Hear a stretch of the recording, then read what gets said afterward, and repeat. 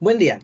Hoy estaré hablando sobre la dinámica, lo que es y cómo lo puedo aplicar a algunos ejemplos, además de dar una breve demostración en físico de lo que es. Pero primero, el concepto. La dinámica en física es una rama que estudia la relación entre las fuerzas que actúan sobre un cuerpo y los efectos que se producirán sobre el movimiento de los cuerpos, y está regulado por las leyes de Newton. Pero ¿esto qué quiere decir?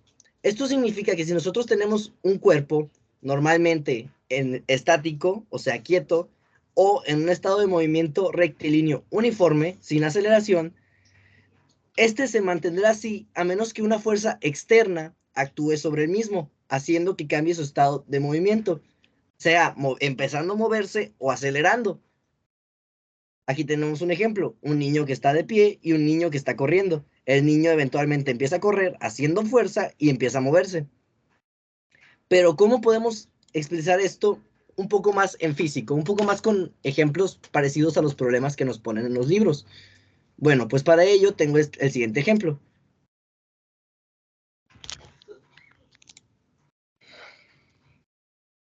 Tenemos este cubo. Este cubo tiene una masa que hace que la gravedad actúe sobre él, atrayéndolo hacia abajo, hacia el centro de la Tierra. Por lo tanto, estará sobre la mesa. Pero no atraviesa la mesa porque hay una fuerza que se ejerce desde la mesa hacia arriba para contraponerse, lo que es la fuerza normal. Por lo tanto, este cubo, a pesar de estar estático en este momento, no significa que no sienta fuerzas, sino que éstas se contraponen una a la otra y por lo tanto se contrarrestan y dan cero, por así decirlo. Si este cubo empezara a moverse, sería por una fuerza externa, como mi mano. Yo puedo empujar el cubo hacia cualquier dirección y este va a empezar a moverse. Esto demostrará una aceleración y un cambio en su velocidad y en su movimiento, lo que demuestra que hay fuerzas interactuando en el cubo. ¿Pero qué fuerzas interactúan? Cuando yo lo empujo, obviamente está la fuerza de mi mano. Pero una fuerza que no es muy perceptible, o por así decirlo, visualmente no es perceptible, es la fricción. La fricción hace que cuando yo pase este cubo deslizándose por una superficie, haya una rozadura entre la superficie y la base del cubo, lo que haga que se frene un poquito cuando yo hago el movimiento. Esas son las fuerzas que interactúan en el cubo. Ahora, algo más parecido al problema que vamos a ver a continuación es lo que pasaría si colocamos un cubo más pequeño encima de este cubo. Teniendo esto de esta forma, el cubo pequeño suma su peso al del cubo grande, por lo que la fuerza normal que tiene que ejercer la mesa es la suma de estos dos para contrarrestarla. Entonces, si yo quiero mover este bloque tiene los dos pesos ahora, el peso pequeño y el peso grande. Por lo que si yo ocupo moverlo, voy a necesitar una fuerza aún mayor que si fuera el cubo normal. Y es por ello que la sumatoria de fuerzas depende mucho de cómo estén las cosas acomodadas. Por ejemplo, en el problema de a continuación, el cubo de arriba estará estático, lo que causará fricción entre ambos cubos y entre la superficie y el cubo grande, causando así una fricción entre estas superficies. Ahora, una demostración con un problema. Para ello, he realizado el siguiente ejemplo para poder demostrarlo de una forma bastante más sencilla. Tenemos el siguiente ejemplo. Tenemos dos cajas, una pequeña sobre otra más grande. La caja pequeña está sujeta a la pared y pesa tan solo 5 kilogramos, mientras que la caja grande pesa 12. Si se tiene un coeficiente de fricción de 0.39 entre las superficies, ¿cuánta fuerza se necesita para mover la caja grande a 3 metros sobre segundo al cuadrado? Metros sobre segundo al cuadrado es aceleración. Viendo este dibujo que tenemos aquí, podemos darnos cuenta de que es muy similar a la demostración que acabo de hacer. Por lo tanto, podemos decir varias cosas desde el dibujo. Podemos decir que este bloque, el bloque grande, tiene el peso de ambos, porque tiene el otro bloque encima. Entonces su peso va a ser aún mayor que el de solo el bloque pequeño. Perdón, el del bloque grande. Va a ser el de ambos. Por lo tanto, la fuerza que necesitemos, esta fuerza, va a ser mayor. Y el bloque pequeño, que se encuentra amarrado a la pared, no se moverá. Por lo tanto, generará fricción entre los dos cubos. Esto se evidencia aún más en los diagramas de cuerpo libre. Aquí podemos ver claramente que en el diagrama de cuerpo libre 1 solo tenemos fuerzas en Y. ¿Por qué? Porque el cubo pequeño, estando amarrado a la pared, no se moverá. Entonces no es necesario mover los diagramas de cuerpo libre para ilustrar fuerzas en X, siendo que no habrá movimiento en X. En Y tampoco la habrá, pero es más evidente las fuerzas que están actuando en Y, teniendo su fuerza normal de 1, porque solo actúa la fuerza normal para sostener al bloque pequeño, y el peso de 1, porque solo actúa el peso del bloque pequeño. Ahora, con el diagrama de cuerpo libre del bloque 2, podemos ver que su fuerza normal y su peso es del 1 más 2. ¿Por qué? Porque su peso ahora no es solo el del bloque grande, es el del bloque grande más el bloque pequeño. Por ello es la suma de ambos. ¿Por qué hay una fuerza de fricción de 1 más 2?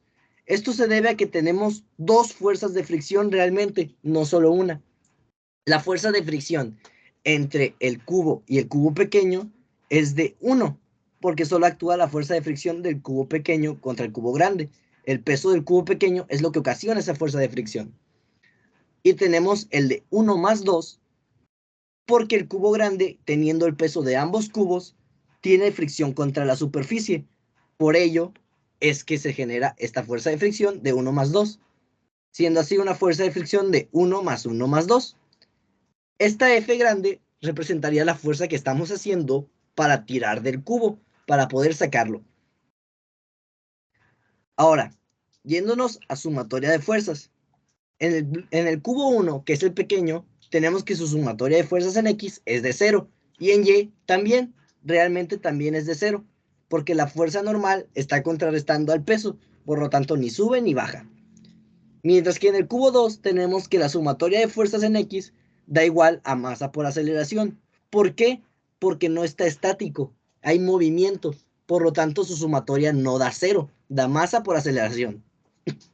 Y esto se representa con fuerza menos fuerza de fricción. ¿Por qué menos fuerza de fricción? Porque la fuerza de fricción está evitando que la fuerza tire más rápido del cubo.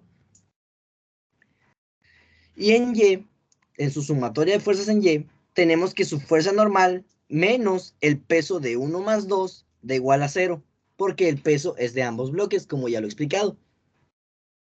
Continuando con el procedimiento, tenemos que podemos sacar los pesos. Tenemos su masa y tenemos la gravedad. Procedemos a hacer eso. Peso es igual a masa por gravedad. La masa del bloque 1 por la gravedad da 49 newtons. Y la masa del bloque 2 por la gravedad da 117.6 newtons. Con ello tenemos sus pesos. Continuando con sus pesos, ahora podemos calcular las fuerzas de fricción. Retomando que en...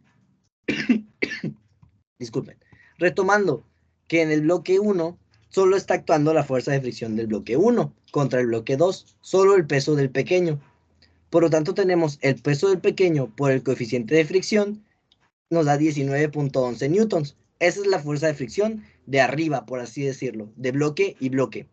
Ahora, la de bloques contra el piso sería la sumatoria de ambos pesos, porque los dos están actuando contra el piso, por el coeficiente de fricción, lo que nos da 64.974 newtons.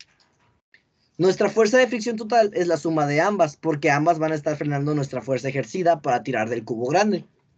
Por lo tanto, la fuerza de fricción total es igual a 19.11 newtons más 64.974 newtons, lo que da igual a 84.084 newtons.